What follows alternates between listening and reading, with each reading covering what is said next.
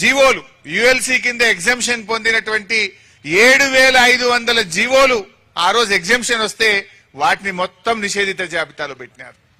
మన మేడ్చల్ జిల్లాలో యుఎల్సి కింద ఎగ్జామ్ చేసిన 6,000 జీవోలు వాటన్నిటినీ నిషేధిత జాబితాలో పెట్టినారు.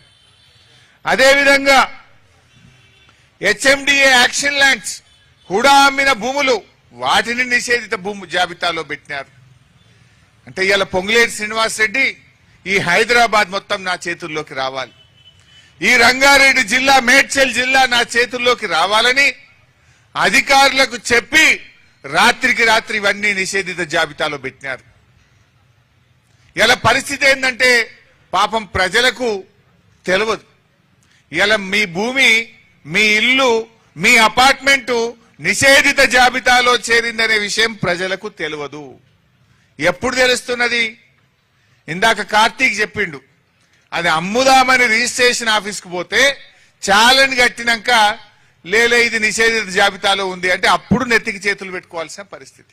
అంటే పాపం ప్రజలకు వాళ్ళ ఆస్తి వాళ్ళకు కాకుండా పోయింది. మీ ఆస్తి ప్రభుత్వ భూమిగా డిక్లేర్ చేసిండ్రు, మీ ఆస్తిని నిషేధిత జాబితాలో పెట్టిండ్రు, మీ అపార్ట్మెంట్లను ఉంటున్నావు కానీ అపార్ట్మెంట్ ఇలా నీ పేరు మీద లేదనే విషయం ప్రజలకు తెలియకుండా పోయింది. ఒకటి కాదు, రెండు కాదు, లక్షలాది ఆస్తులు పెట్టినారు, లక్షలాది అపార్ట్మెంట్లు, లక్షలాది ఇండ్లు, లక్షలాది ప్లాట్లను నిషేధిత జాబితాలో పెట్టి రాత్రికి రాత్రి ప్రజల్ని ఆగం చేసిండ్రు. నిన్న ఒక ఆయన అశోక్ రెడ్డి గారు తిలక్ నగర్ లో ఉంటాడు, నల్లకుంట ప్రాంతంలో. రాత్రి నాకు ఫోన్ చేసిండు. అశోక్ రెడ్డి, తిలక్ నగర్.